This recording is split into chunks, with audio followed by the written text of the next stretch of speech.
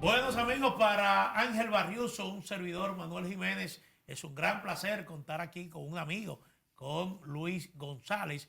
Vamos a conversar con él sobre temas de interés internacional porque están gravitando mucho en estos últimos días, situaciones muy concretas que están viviendo varios países de la región. Así que bienvenido a Propuesta de la Noche, Luis, ¿qué tal? Bueno, gracias Manuel Jiménez, Ángel Barriuso por el honor. Sí. Antes de entrar en el análisis de casos específicos, Sí. ¿se podría considerar que la región, que América Latina está viviendo o está a la puerta de una crisis de la democracia? Bueno, honestamente, yo no lo definiría crisis de la democracia, porque el democrato es poder del pueblo. Y hasta cierto punto lo que hay es una mayor expresión del pueblo de una u otra forma. Los gobiernos, hay algunas inestabilidades en la región, desde Brasil, Perú, Bolivia. Entonces, yo no lo definiría como crisis de la Haití, que lo tenemos bastante cerca, no de la democracia, sino, como lo dice Moisés Naín, es bueno que la gente entienda. Hay un libro de un autor venezolano, Moisés Naín, que plantea una nueva forma del poder. O sea, cómo se redefine el poder. Para mí por ahí va. Y hay otros autores, incluso estadounidenses, Joseph Nye, que plantea la definición del poder duro, poder blando, poder inteligente. Ahora con todas las comunicaciones, o sea, no es solamente la región, en el planeta tú puedes observar que eso se está produciendo. Desde las llamadas primaveras árabes, que fue en el año 2011, ya estamos en el 23, 12 años, y lo hemos visto en todo el planeta, eso es lo que está sucediendo, una redefinición del poder. Diríamos que hasta cierto punto, hasta del concepto de la democracia en general, poder del pueblo, demoskratos, el pueblo. Para mí, ahí es que hay que ver un poco lo que está sucediendo aquí en América Latina y en el mundo, el tema de redefinición del ejercicio del poder. En el Perú, caso peruano, se podría decir que los poderes son tan absolutamente dispuestos en función del Congreso que respecto de otros. En consecuencia, el Congreso se siente con un poder por encima del que va, viene y se quede. Bueno, lo que sucede es que en el Perú la figura de... Hay en la Constitución de 1993, me parece, en el artículo 113, se estableció una figura que se llama vacancia. La vacancia le permite al Congreso, o sea, por eso es que el que tiene el control del Congreso, que es lo que ha pasado en los últimos gobiernos, Ángel y Manuel, es que los que han estado al frente del Ejecutivo no han controlado ese Congreso, o han tenido que negociar con ese Congreso, o han tenido entonces que encontrarse con que la figura de la vacancia por incapacidad moral. Entonces te buscan en la historia, por ejemplo, el pasado presidente electo, el antepasado, Luchinsky, digo antepasado electo porque el pasado fue Pedro Castillo. Tuvo que renunciar porque él, cuando era gobernador en el gobierno de Fujimori, se le vincula a algo, pero eso hace muchos años. Ellos te buscan en la historia, si tú fuiste funcionario hace 10, 15, 20 años y alguien te dio algo y ellos dicen que tienen pruebas ya por plantearlo, ni siquiera no hay que demostrarlo. Tú no tienes que demostrar la prueba. Una simple sospecha. Basta que haya una sospecha y se supone que haya un testigo. Entonces eso es lo que ha pasado en los últimos 5 o 6 presidentes. Y el caso de Brecht, ahí se vincularon a todos. Como usted señaló, Manuel, todos los presidentes, desde Alan García, que se suicidó, fue precisamente porque lo llamaron y le dijeron, ya hay evidencias claras de que usted estuvo vinculado. Tenemos pruebas. Estas fueron las expresiones, incluso lo cuenta su hija. Y él dijo, yo no, y ahí fue que sucedió la lamentable desgracia. Entonces los otros, Alejandro Toledo, todos de una u otra manera están vinculados. O están esperando sentencia o están esperando porque eso es lo que sucede en el Perú. Hasta cierto punto un exceso, diría yo, de darle ese poder, que es lo que don Ángel pregunta, a ese Congreso, para que cualquier situación en la historia de tu vida que ellos puedan vincular, ya por eso se inicia un proceso y si ese Congreso votó a favor de que haya que investigarte, ya te corresponde la destitución. Después que viene el proceso de investigación y esas cosas, pero mientras tanto te destituyen. Entonces yo creo que eso, por ahí debe comenzar Perú. Y lo digo porque tengo grandes amigos y yo sé que este programa llega al mundo entero. O sea, Perú tiene que revisar eso, porque eso no es conveniente. O sea, no va a terminar nunca un gobierno, al menos que tenga el control total del Congreso. Que tampoco es bueno, porque de lo que se trata precisamente cuando John Lutz planteó la división de poderes, es porque es importante que haya precisamente un contrapeso. O sea, un ejecutivo no puede tener, porque entonces ya no tiene sentido la figura del Congreso cuando el ejecutivo la domina totalmente y dice qué es lo que hay que hacer. Entonces ya eso es casi una dictadura.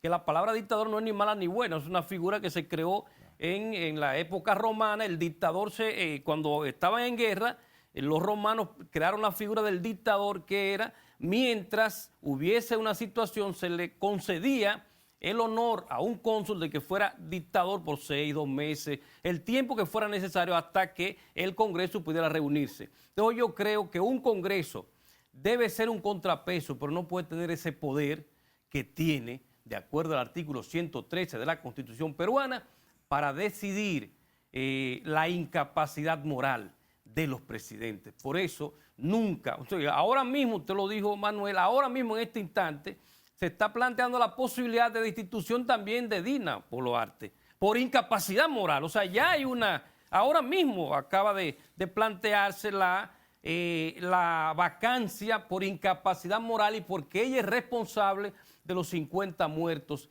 que ha habido, lamentable, en el Perú. Entonces, cualquiera que gobierne en el Perú va a tener esa situación. Bueno, pero hay una mezcla de varios factores. Por ejemplo, porque cuando no es el protagonismo del Congreso, es el protagonismo de los fiscales. Exacto. Es decir, también hay cosas que actúan casi de manera conjunta y simultánea, porque no otra cosa explica que en 5 años Perú ha tenido 5 presidentes. Ahora, una cosa 6 y casi 7. Sí, una cosa que no se entiende es de que Dina Boluarte debe tener la continuidad del mandato constitucional de Pedro Castillo. Ella era vicepresidenta de la República. Sí, claro. Con la destitución de Pedro Castillo, a ella le corresponde culminar el mandato. Pero ya se está convocando a nuevas elecciones. El Congreso tiene que decidir precisamente en el día de hoy si convoca o no a nuevas elecciones. Ahora, yo no veo una inclinación tan fuerte en favor de Pedro Castillo, de la vuelta de Pedro Castillo al poder, sino precisamente de convocatoria de nuevas elecciones. Entonces, ahí parece es que los partidos que están fuera del gobierno son los que han estado presionando la situación ya de descontrol que hay en Perú. Bueno, y el pueblo que votó por Pedro Castillo es el que ha estado en las calles. O sea que por esa situación es que tenemos esa posibilidad. Si no hubieran salido a las calles los que votaron por Pedro Castillo, quizás Dina Boluarte estuviera tratando de gobernar su país, llegar a un acuerdo, que fue lo que debió suceder, Manuel Jiménez también. O sea, yo estuve en las elecciones, yo fui invitado a observar las elecciones y vimos que realmente fue muy reñidas. Y también analizamos en ese momento que Pedro Castillo iba a llegar al poder sin el control de ese Congreso. Entonces estaba compelido a ceder en algunos de sus puntos a favor de ese Congreso y el Congreso a favor de los de él. O sea, tenían que llegar a un pacto, a un acuerdo. Pero no, desde que llegó al poder, tú recuerdas, el Congreso comenzó a presionarlo, pero él también mantuvo una actitud intransigente, o sea, no se pusieron de acuerdo. Al no ponerse de acuerdo, entonces, tuvo 3 procesos de vacancia para que lo fue superando. Y al final cometió el error, hay que señalarlo, de dar una especie de autogolpe, que lo establece la Constitución también. La destitución o tu vacancia se puede dar si tú intentas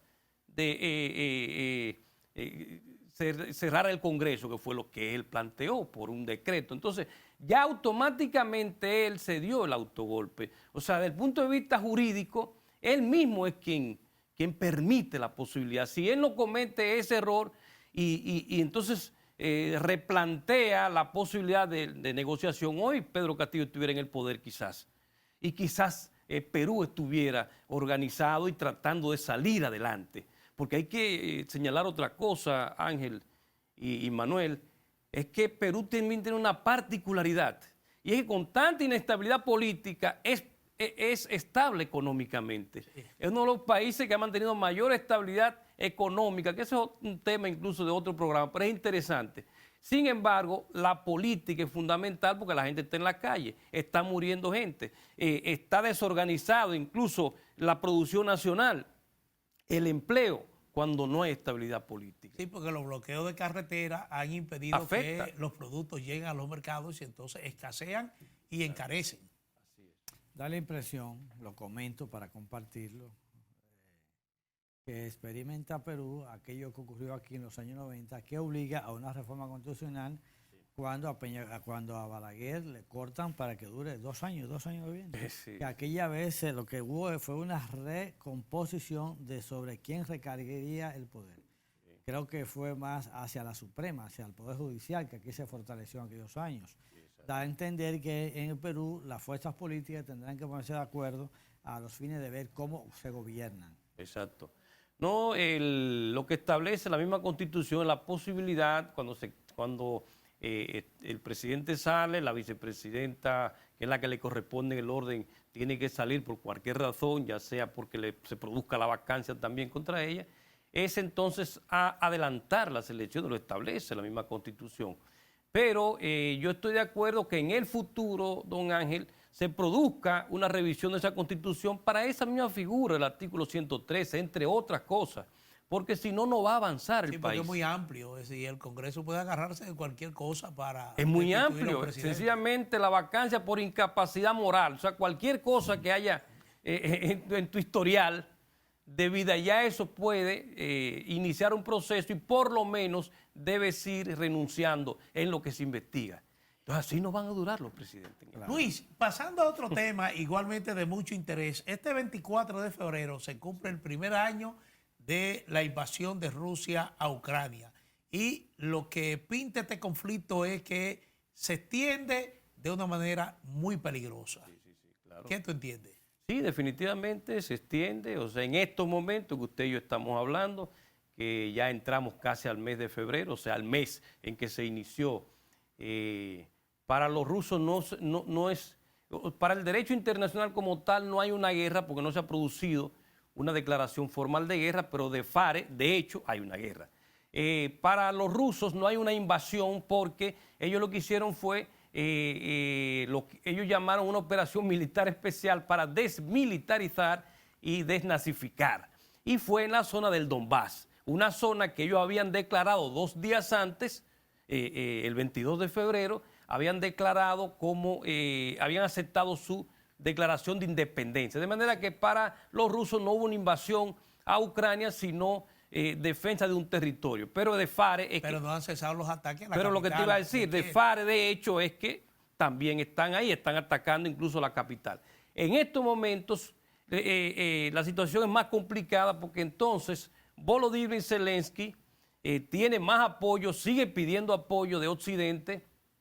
O sea, no importa que las economías de Europa y de Estados Unidos estén en situaciones difíciles, pero hay que enviarle dinero y le han enviado miles de millones de dólares. Naturalmente, al final van a tener que pagarlo, no es de gratis. Al final lo va a pagar el pueblo ucraniano que ha salido de él. Entonces, en estos momentos lo que está es atacando. Ya no solamente se está defendiendo Volodymyr Zelensky su territorio, que tiene todo el derecho a defender, sino que ahora está atacando a Rusia. O sea, ya está atacando el territorio ruso en estos momentos. O sea, una guerra ya definitivamente es una guerra entre 2 estados que involucra a los demás estados. Es una especie de guerra proxy porque está involucrando a la OTAN indirectamente, Estados Unidos. Alemania acaba de enviar unos tanques que hacía unos días que se estaba debatiendo si lo enviaba o no lo enviaba.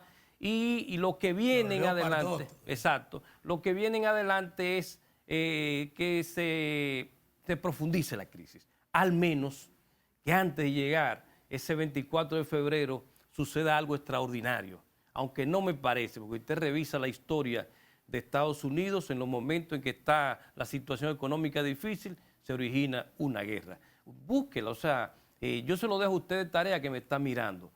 Siempre ha sido así. Cuando la situación económica está difícil, entonces sucede algo, ya sea lo que sea. Las Torres Gemelas se cayeron, después se demostraron que ellos sabían que se iban a caer, tenían toda la información previa, pero ya eso es, hay muchísimos documentos, incluso hubo hasta un suicidio de un miembro de la ONU que estaba vinculado al tema. Pero ya eso yo lo dejo a ustedes que me están mirando de tarea. Y se produce la guerra para reactivar el elemento fundamental de la economía de Estados Unidos, entre otras, que es la venta de armas, que es, diríamos, de cada $100 de armas que se venden en el planeta, 60 o 65 lo vende Estados Unidos. Después está Rusia, que dicho sea de paso está vinculado al conflicto. Francia tiene venta de armas, hasta España un poco, China, pero muy poquito, y también están Turquía, Irán, y esos son los países del mundo que están en el top 10 de venta de armas, pero 6 de 10 Estados Unidos. Entonces, por ahí es que hay que verificar esto, al menos que haya una sensibilidad o que se produzca, Manuel Jiménez, que esa ONU funcione como debe funcionar, ese tercero ausente funcione como debe funcionar, y aunque lamentablemente hay que reformarla para que funcione como debe funcionar, porque en el Consejo de Seguridad hay 5 miembros permanentes dentro de lo que está la misma Rusia, o sea, y es juez y parte, por eso nunca va a pasar una resolución en contra de Rusia. Sí, porque tiene el poder de veto. Tiene poder de veto, de acuerdo a lo que establece. Y la Asamblea General no es vinculante, porque ha habido resoluciones en la Asamblea General para que termine la guerra, pero no es vinculante, sencillamente se toman decisiones ahí. Por ejemplo, con el caso del embargo a Cuba ha habido como 17, 18, quizás más resoluciones, pero no son vinculantes. O sea, lo que veo en síntesis, Manuel, es que si no sucede algo extraordinario, esa guerra va a continuar por mucho tiempo. Y ese es el interés también de Occidente. Muchísimas gracias al amigo Luis González por este interesante conversatorio. Lo dejamos Haití, pero será para otro, porque es un tema muy demasiado importante. Sí. Bueno, este interesante conversatorio sobre temas internacionales de mucha preocupación en la región y en el mundo. Así es. Así que muchísimas gracias a Luis González, experto en temas internacionales, Ángel Barriuso, un servidor, Manuel Jiménez, agradecido de su sintonía, invitarlo como siempre a estar con nosotros de lunes a viernes, de 7 a 8 de la noche, por aquí, por RNN, Canal 27, y seguirnos también a través de nuestras cuentas en redes sociales. Buenas noches.